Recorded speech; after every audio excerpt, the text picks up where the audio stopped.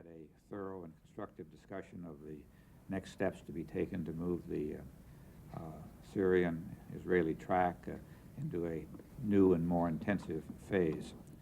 Based upon my conversations earlier this week with Prime Minister Rabin and those that I've had here just a few moments ago with President Assad, we are, I think, on the verge of beginning and have agreement to begin a sequence of steps along the following lines.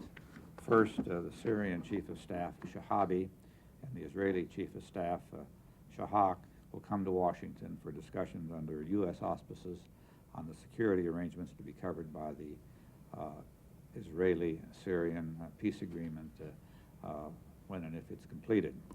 These discussions will commence in Washington on the 27th of June and will continue for 2 or 3 days.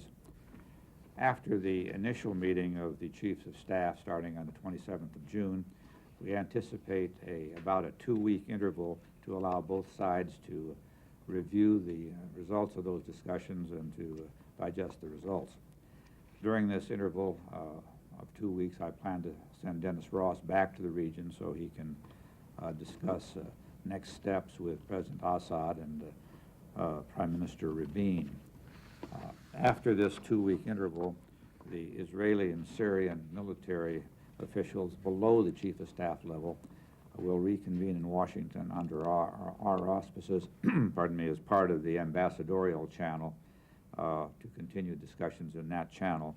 We expect that series of discussions, that is between the ambassadors and the military officials, to take another about 2 weeks. Our attention over the next several months will be focused on both security and non-security issues.